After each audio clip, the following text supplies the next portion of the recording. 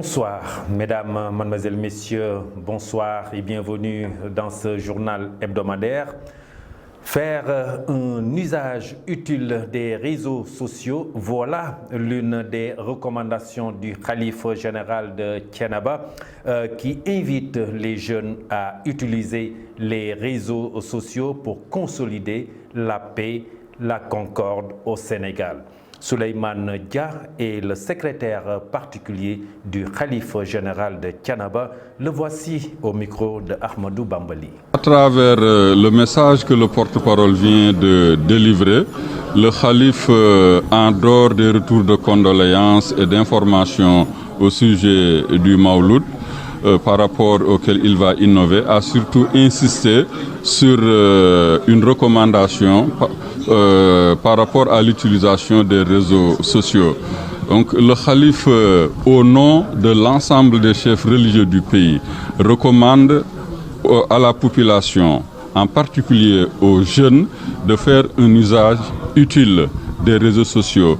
C'est un outil de diffusion de la connaissance, mais c'est un outil qui, s'il est mal utilisé, peut entamer la cohésion qui a été construite au fil des siècles entre les familles religieuses. Le khalife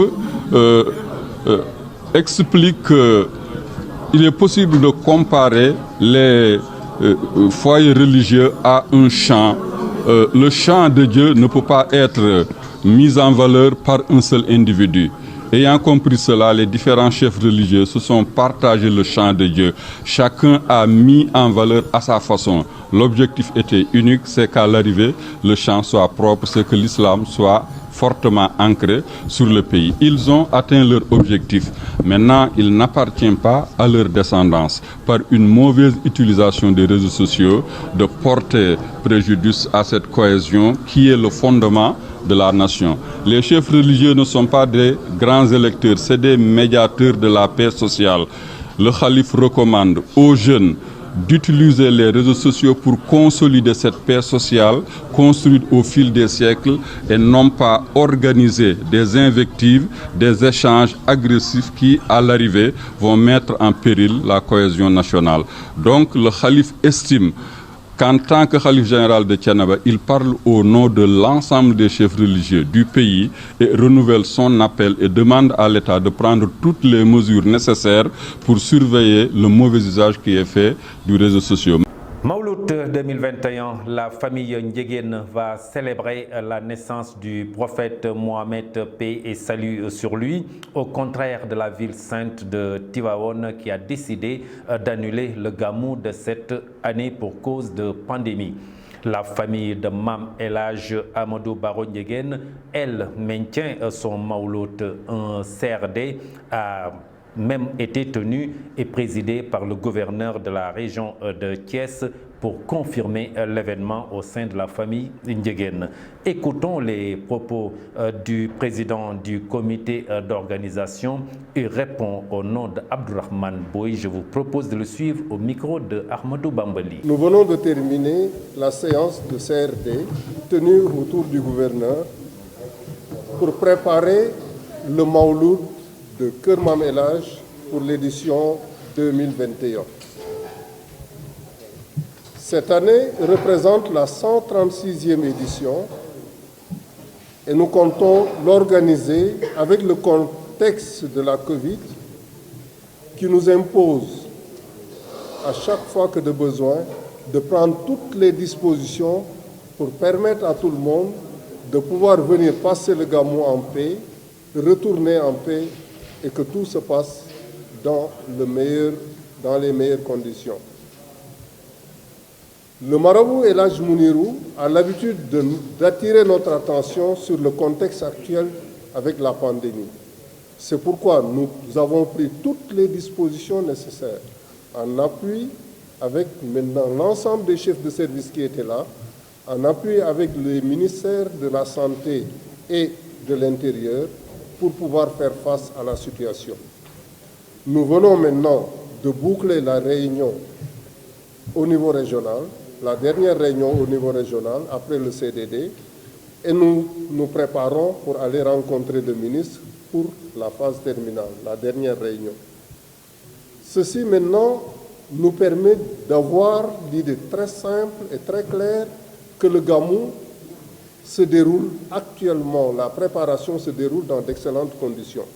Vous venez tous de voir que l'ensemble des chefs de service se sont prononcés. L'ensemble des chefs de service nous ont tellement rassurés que nous sommes conscients que nous allons vers un Gamou qui sera bien organisé et qui va se passer dans d'excellentes conditions. Si maintenant toutes les doléances sont réglées, je pense que les gens pourront venir, passer leur Gamou tranquillement et retourner. Un centre pour albinos en situation difficile à Fandène dans la région de Thiès. C'est grâce à la fondation Torkicht, 200 albinos pourront y séjourner avec l'opportunité de pouvoir étudier et de s'adonner à des activités génératrices de revenus. Bamba Diop est le président des albinos du Sénégal. Il est au micro de Paptioun Ahmadou Hakim. Aujourd'hui, cette même partenariat donc, a dépêché le bureau de Turquie qui est basé en Turquie et qui sont là au Sénégal pour venir visiter un centre d'albinos qui est à Fandène. Ce village a la particularité de recevoir des albinos qui sont dans des situations extrêmement difficiles. Ils n'ont pas accès à l'éducation, accès à la santé, ils n'ont pas d'eau. Donc ils sont obligés de faire des kilomètres pour aller puiser l'eau. En plus de ça, donc, leurs familles sont dans d'extrêmes difficultés. La dame est obligée de faire 5 kilomètres pour venir vendre du lait et subvenir aux besoins de sa famille. Donc la fondation a pris les dispositions de pouvoir les aider en achetant 2 bœufs pour leur permettre de produire du lait. Et ensuite, il y aura d'autres projets de suivi comme l'aménagement d'un puits, donc l'aménagement d'une école donc, qui pourra aider la communauté, mais aussi les albinos qui sont au sein de cette communauté, de pouvoir bien étudier.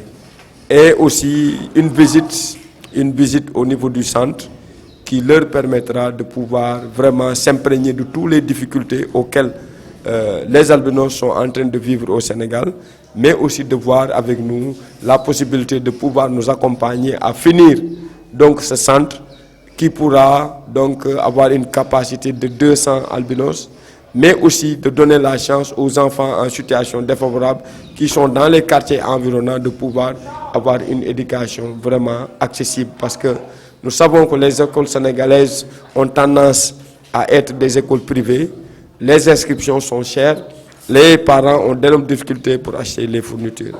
Donc ce serait une opportunité pour ces enfants de venir ici étudier. Lancement à Dakar de l'initiative dénommée Octobre Cyber 21 sous le thème Cyber Karangé. C'est à l'initiative du ministère de l'économie numérique en partenariat avec l'Office des Nations Unies contre la drogue et le crime. Selon le ministre, Cyber 21 est une start-up qui s'active dans la sensibilisation à la cybersécurité. Le ministre Yankoba Diatara est au micro de Ahmadou Bambali. L'occasion est aussi saisie cette année pour procéder au lancement du programme Ambassadeur numérique initié par Cyber 221. Un groupe de jeunes qui ont comme ambition de promouvoir la culture de la cybersécurité chez les populations, plus particulièrement chez les enfants. Permettez-moi de constater avec vous que jamais le monde n'a vécu de moments aussi déterminants dans son évolution technologique en termes de commodité et de confort dans les usages, ce qui est naturellement sans risque dans la transmission, dans la diffusion et dans l'utilisation de l'information. Les réseaux sociaux, espaces de communication et d'expression des libertés, profitent pleinement des avantages et retombées de cette technologie, parce que permettant des espaces de discussion, de rencontres, d'échanges avec des centres d'intérêt et organisations, événements ou milieux d'expression d'opinion. Malheureusement, nous constatons depuis un certain temps que ces espaces ont muté vers des milieux où la recrudescence ou de diffusion de vidéos audio, écrits et images qui ont beaucoup porté atteinte à la dignité humaine ou l'incitation à la haine sous toutes ses formes, sans compter les autres dérives qui s'y reproduisent malgré les dispositions de la loi et des instruments juridiques pour éviter des impairs. Ainsi, tenant compte de la préoccupation, de la forte demande des citoyens exprimée pour une régulation et un encadrement des réseaux sociaux, une réflexion est ainsi menée au plus haut sommet, impliquant l'expertise nationale et les parties prenantes pour trouver une solution à cette situation aussi inconfortable qu'elle devienne préoccupante, même pour nos guides religieux. Face aux réseaux sociaux, la prudence est de mise. Ne jamais, par exemple, laisser ses données personnelles à la portée d'inconnus. La cyberextorsion est de plus en plus répandue selon ce spécialiste en cybersécurité. Kaderba s'explique au micro de Paptioun Mohamed Hakim. Bon, cyberextorsion, c'est un phénomène qui est très récurrent, c'est-à-dire c'est une méthode que les individus mal intentionnés utilisent dans le seul but d'escroquer leurs victimes, c'est-à-dire les victimes peuvent être des femmes ou bien des hommes. Ce qu'ils font, c'est faire en sorte de créer, développer une relation de confiance, de telle sorte que la personne aille jusqu'à se déshabiller devant sa webcam et après ça, il va collecter ces informations-là à caractère personnel, envoyer ça à leurs victimes et après ils vont juste lui dire, bon, si tu ne payes pas, je vais détruire ta vie, je vais publier ces fichiers-là sur le net et puis voilà quoi. La plupart des victimes, certes, vu qu'on est surtout cloîtré, surtout au niveau de l'aspect culturel et tout ça, ce qui fait que la plupart des victimes sont désemparées, désorientées, ils cèdent souvent à leur chantage quoi. C'est une façon d'escroquer les gens, c'est pour la raison pour laquelle l'expression cyber-extorsion, cyber-chantage, c'est ça qu'on appelle dans notre jargon quoi. Bon, pour trouver une solution, c'est très simple, hein. Il ne faut jamais se déshabiller devant une webcam. Il ne faut jamais envoyer ces informations à caractère personnel. Il ne faut jamais se filmer et stocker ces informations. Parce que ce téléphone-là peut se retrouver un jour d'or. Une personne mal intentionnée aussi peut pirater ton téléphone, avoir accès à tes données, à des informations à caractère personnel et publier ça après. Voilà.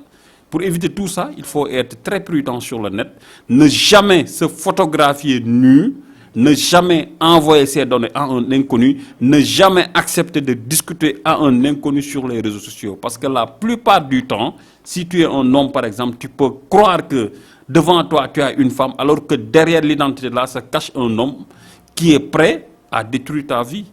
C'est-à-dire, je suis un homme, je suis là, je vois une femme qui m'ajoute, elle est belle, elle est sympa, voilà. Bon, je pense que, bon, voilà quoi, j'ai une copine, j'ai une Canadienne ou quoi que ce soit. Alors que derrière cette identité-là, c'est un homme qui se cache derrière. Et il y a des méthodes qu'ils utilisent dans le seul but de tromper leurs victimes. Et nous allons dans la commune de Fandène. Les villages de Foutagol et de Mbayenne Peul sortent de l'obscurité. Le maire de Fandène a inauguré la venue de l'électricité dans ces deux villages. C'est plein de bonheur pour les populations, selon le maire Augustin Tine, que je vous propose de suivre. Nous sommes ici à Mbayenne Peul, après Foutagol, pour inaugurer donc l'électricité dans ces deux villages. C'est vrai qu'ils ont attendu pendant une dizaine d'années. Ils auront attendu depuis 1960. Et c'est aujourd'hui, en 2021, que l'électricité est venue à Mbayenne Peul et à Foutagol. Il fallait travailler à l'équité territoriale. C'est ce qui nous aura valu l'électrification de beaucoup de villages et aussi donc la confection de pistes. On aura aussi les adductions d'eau. On reviendra dessus pendant la campagne. Mais je peux tout simplement vous dire que le président de la République a compris qu'il fallait mettre les Sénégalais sur le même pied. C'est la raison pour laquelle nous avons la chance d'avoir des villages où ils peuvent allumer. Donc, taper sur leur interrupteur et avoir donc du courant. C'est important, c'est plein de bonheur pour moi-même et je sais que c'est plein de bonheur pour la population de Fouta-Gueule et de Mbaye-Peul. La route qui traverse le quartier Mbambara et le marché Moussanté de la commune de Thiès-Est est dans un état désastreux. Les habitants du quartier vivent des difficultés après les pluies et la mobilité est très difficile. Ils interpellent les autorités municipales de la commune de Thiès-Est pour des solutions durables. Écoutons la réaction de ces riverains. Ils sont au micro de Prestige TV. C'est une route vraiment qui est ancienne. Vraiment, cette situation qu'on vit là, c'est une situation ancienne. Vraiment, et c'est très dur. Ça fait très longtemps qu'on appelle le maire pour qu'il nous vienne en aide. Mais parfois on l'appelle, mais vraiment on n'arrive même pas à le joindre. C'est des difficultés qu'on vit. Parfois, au mois de période de l'hivernage, parfois il y a 3 jours même des camions qui viennent ici en panne pendant presque 3 jours et barrent toute la route et créent un embouteillage énorme. Et chaque fois vraiment on vit cette situation. On a besoin d'une aide actuellement. On interpelle l'autorité administrative parce que c'est une situation vraiment que le quartier actuellement vit qui est très difficile. Mais vous, si vous voyez les lampadaires solaires qui sont dans la commune, on ne bénéficie pas de ces lampadaires. Et pourtant nous sommes des citoyens de Thiès. Hein? Et c'est très normal, comme tous les quartiers. Hein? Pourquoi nous ne pouvons pas avoir ces lampadaires? Ici c'est Mbambara à l'eau. C'est un quartier vraiment qui est un quartier vraiment populaire, un quartier ancien. Vraiment. C'est un quartier vraiment qu'on doit revoir la situation des populations, que la population de Mbambara vit actuellement. Vraiment, c'est très dur. Les producteurs de carottes ont connu une mauvaise campagne 2020-2021 avec un surplus de 10 000 tonnes. Le marché local a été inondé de carottes. Conséquence, les prix ont chuté et une bonne partie de la production a été perdue. Écoutons les explications de Modi Samb. Il est le secrétaire général des producteurs maraîchers de Fass Boye. Il est au micro de Prestige TV.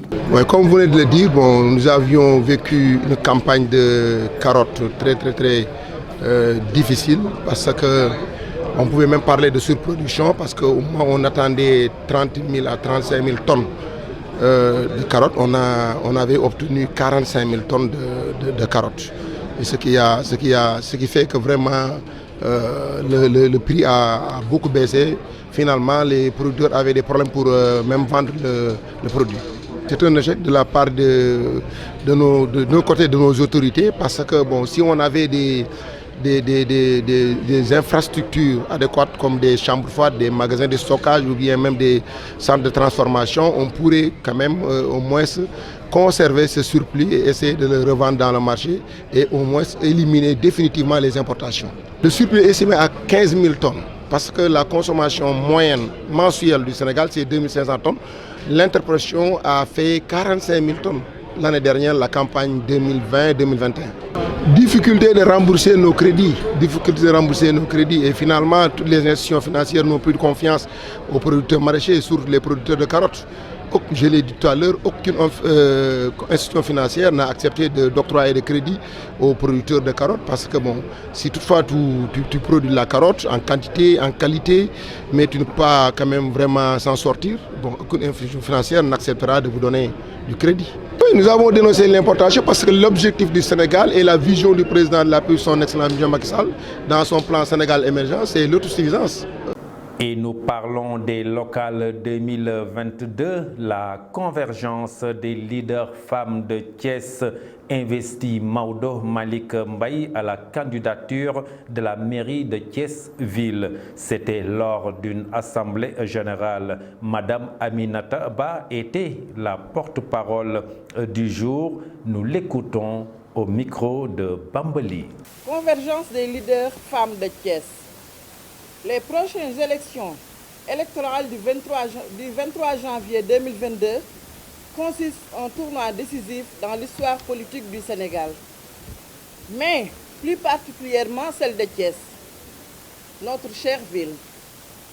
Pour la grande majorité présidentielle, le défi peut être porté demain est mesurable, mais les enjeux demeurent énormes du fait de la pluralité et de la multitude des enjeux, des candidatures qui essaient de jour en jour. Cependant, nous, femmes leaders, issues de diverses corporations, agents de santé, vendeuses à la sauvette, enseignantes, étudiantes, femmes au foyer, cadres, chômeuses, avons décidé de faire bloc pour jouer pleinement le rôle qui est le nôtre dans ces consultations électorales. Par conséquent, nous avons mis sur pied la clé de Thiès, convergence des leaders femmes de Thiès, pour 3 raisons. Exiger la prise en charge réelle des préoccupations des femmes dans les programmes de gouvernance locale, veiller à la défense des intérêts de Thiès par une attitude d'alerte socio-constructive et avant-gardiste. Identifier le meilleur profil et soutenir vaillamment et sans embâche celui qui nous paraît le plus apte à conduire les destinées de notre chère ville pour un avenir plus radieux. Partant de critères bien définis, sélectifs et rigoureux analysés, notre choix s'est porté sur M. Maodo Malick Mbaye, responsable de l'APR, par ailleurs DG de l'ANAMO, pour être notre candidat au poste de premier magistrat de la ville de Thiès. Restons avec les locales 2022. Le cadre permanent de concertation de Thiès s'est réuni pour étudier la possibilité d'acter la candidature à la réélection du maire de Thiès-Ville, Talla Sylla. Souleymane Ndiaye Brin est le porte-parole du jour. Je vous propose de le suivre au micro de Prestige TV. De rencontre du cadre permanent de concertation de Parti Ali. Nous devons rappeler que ces partis cheminent avec le président Macky Sall depuis 2012. Après, en 2014, nous l'avons soutenu au référendum de 2016, à la présidentielle de 2019, au législatif 2017 d'abord, à la présidentielle de 2019. Maintenant, nous abordons, comme l'actualité le demande chaque jour, les étapes des prochaines élections locales, fixées au 23 janvier 2022. C'est dans ce parcours que nous tenons aujourd'hui notre deuxième point de presse. Donc hier, le cadre permanent de concertation s'est réuni et au cours d'un échange fructueux et abondant, la grande partie des membres de ce cadre a décidé, premièrement, tenant compte de la situation actuelle dans la localité de Thiès, caractérisée par un maire sortant, en l'occurrence le frère Talla Sylla, membre du cadre permanent de concertation.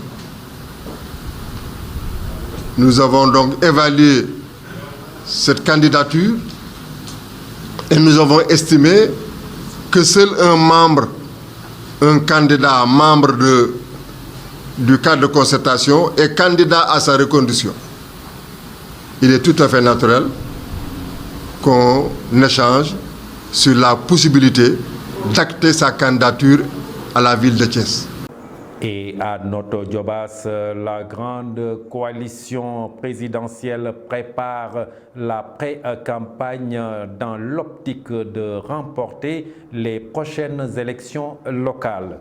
Le leader désigné est le ministre maire sortant, Alioune Sarr. Écoutons Ismaël John, le porte-parole du jour, au micro de Prestige. Nous sommes réunis avec toutes les entités composant la coalition, la grande coalition, je dirais, présidentielle, notamment les partis AFP, APR, une partie aussi de LDR ISL, mais également le mouvement, n'est-ce pas, Dolel Maki, avec notre frère Moussa Gueye, qui représente le leader Pascal John, mais aussi PIT, LD et toutes les autres forces vives qui accompagnent, n'est-ce pas, la politique du président Macky Sall.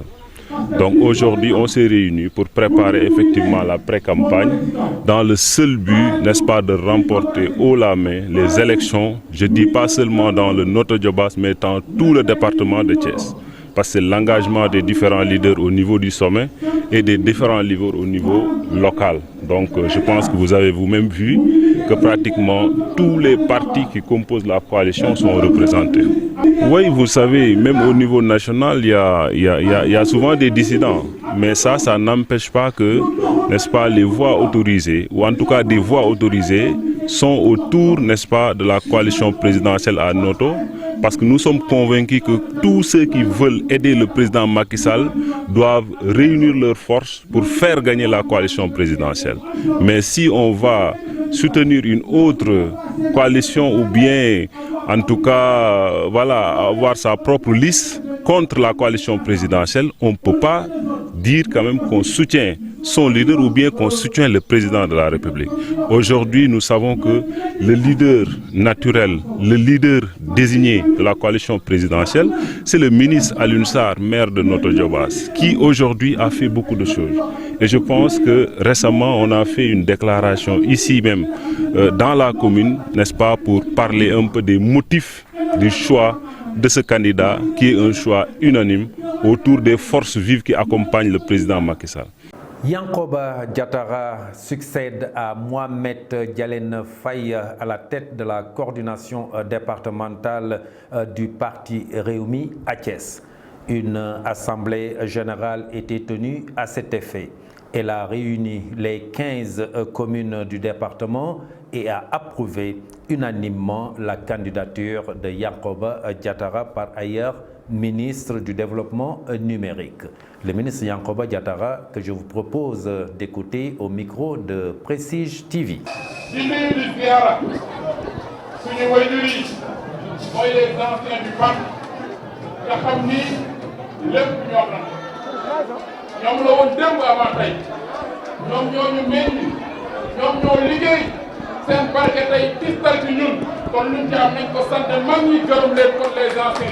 Nous saluons tous les responsables du parti, surtout les anciens qui nous ont toujours accompagnés. Nous remercions aussi les responsables des 15 communes du département de Thiès. Comme j'ai entendu le maire Lamine Diallo le dire, Thiès est le cœur du parti Rewmi. Donc nous avons l'obligation de le conserver. En 2002, nous avons presque gagné toutes les communes du département de Thiès. Donc restons sur cette dynamique.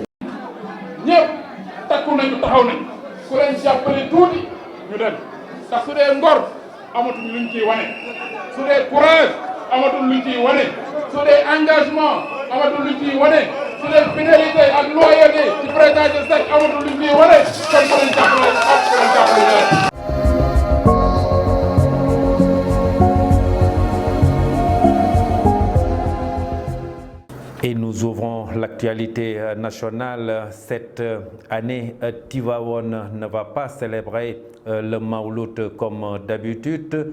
L'actualité nationale round-up de cette semaine, c'est signé Fatou Karagé. Nous démarrons l'actualité nationale par la Khalif général des Tidjanes, Serigne Mansour Sy, qui ne va pas célébrer la naissance du prophète Mohammed. Paix et salut à son âme cette année encore. La décision a été prise après une longue réunion tenue hier lundi chez Serigne Maodo Sy Dabakh en présence de ses médecins et conseils sanitaires. Il a par la suite informé tous les membres de la famille de Cheikh Sidi El Hadji Malick Sy et fait savoir que cette décision est motivée par la pandémie de la COVID-19. Et puis, reprise des négociations entre le gouvernement et les syndicats d'enseignants, la ministre de la fonction publique et du renouveau du service public, Mariama Massa, a annoncé lundi la reprise des négociations entre le gouvernement et les syndicats d'enseignants afin d'aboutir à une année scolaire et académique apaisée avec zéro perturbation. Conformément aux instructions du chef de l'État, il a été question de reprendre le monitoring dans le cadre du dialogue social, a-t-il déclaré à l'issue d'une rencontre avec les syndicats d'enseignants. Selon elle, entre octobre, novembre et septembre, tous les ministres vont procéder à ce qui concerne aux rencontres sectorielles en relation avec les syndicats d'enseignants. Et enfin, l'ancien président de la Cour d'appel de Dakar, Demba Kandji, succède à feu M. Alioune Badara Cissé. Il a été installé hier à la médiature, dépeint comme un homme humble et courtois. Le président Demba Kandji ne manquait pas les occasions pour rappeler à ses pairs sa conception du métier de juge. Il avait l'air lourd du charge de décider de l'avenir politique de l'ancien maire de Dakar, Khalifa Sall. L'ancien douanier des juges avait géré aussi le dossier de la bande à Inno et Alex. Il avait aussi inculpé Hissène Habré. C'est tout pour l'actualité que nous vous avons concoctée.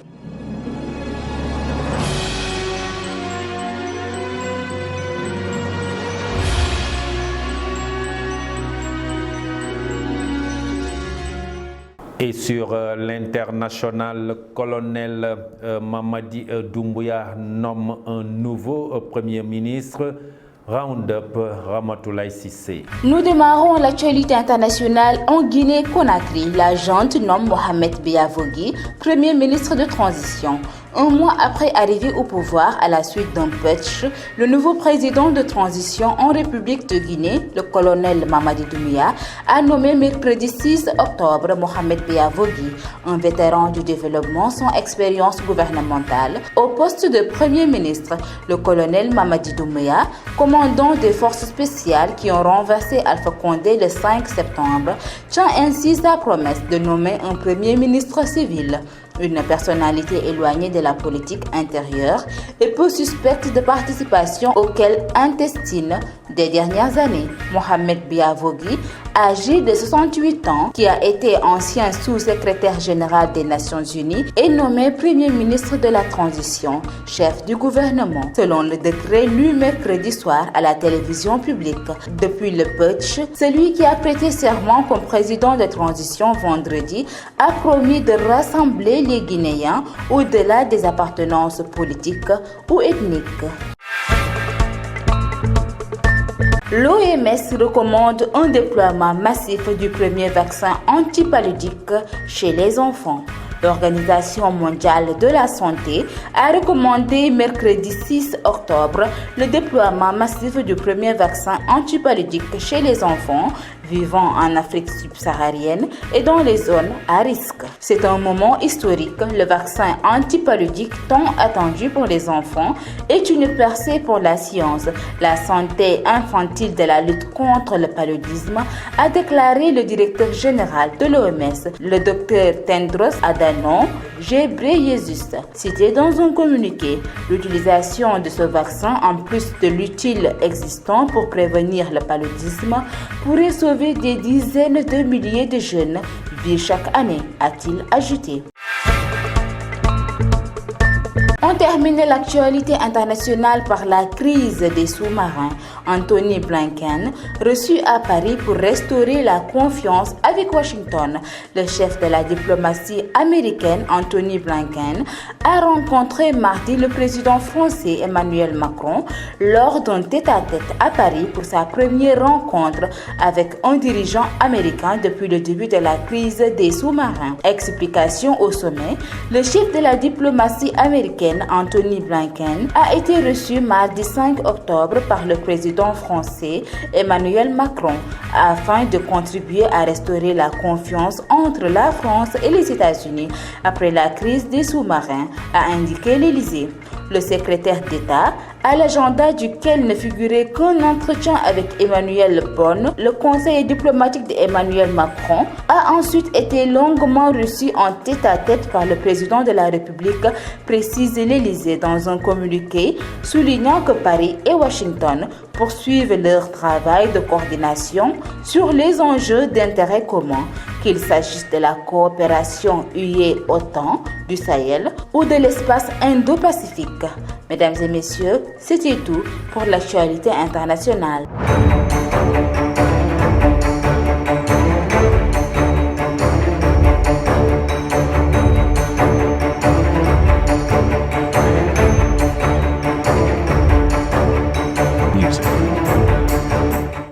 Et en sport beach soccer mondial 2023, le Sénégal pourrait déposer sa candidature. Ndeye Koumba Fall. L'actualité sportive est dominée par l'organisation mondiale beach soccer 2023. Le Sénégal pourrait déposer sa candidature.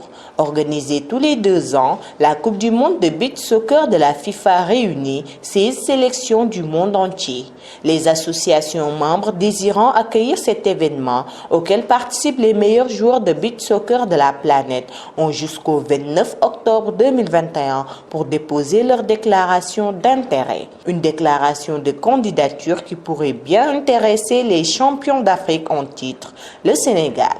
En effet, la Fédération sénégalaise de football caresse secrètement l'idée d'organiser une Coupe du monde de beach soccer au lendemain de la dernière Coupe d'Afrique de football de plage brillamment organisée à Saly Portudal. Et puis, exposition du trophée de la CAN, les consignes du DG de Total Sénégal à Augustin Senghor. Le trophée de la Coupe d'Afrique des Nations a séjourné pendant 3 jours dans la capitale sénégalaise dans le cadre du Trophy Tour. La campagne initiée par Total vise à promouvoir davantage la CAN.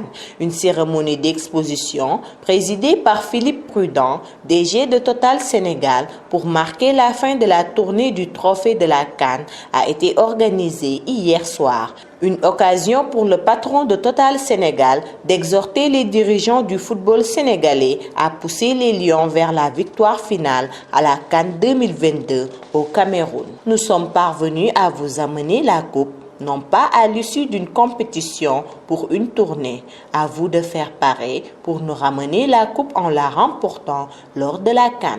Lance Philippe Prudent à Augustin Senghor, président de la Fédération sénégalaise de football. Terminons par la Ligue des Nations renversante. La France écœure la Belgique et file en finale. 3 ans plus tard, France et Belgique se retrouvaient à nouveau pour une place en finale. Et 3 ans plus tard, la France a à nouveau écœuré la Belgique. Les Diables Rouges menaient 2-0 à la mi-temps, mais les tricolores ont renversé la situation grâce à des buts de Benzema, Mbappé et Théo Hernandez, tandis que Lukaku se voyait refuser un but pour hors-jeu. C'était tout pour l'actualité sportive. Merci Ndeye Koumba Fall pour cette page des sports qui met fin à ce journal hebdomadaire que j'ai eu l'honneur de vous présenter. Merci de l'avoir suivi. Passez un très bon week-end. Au revoir.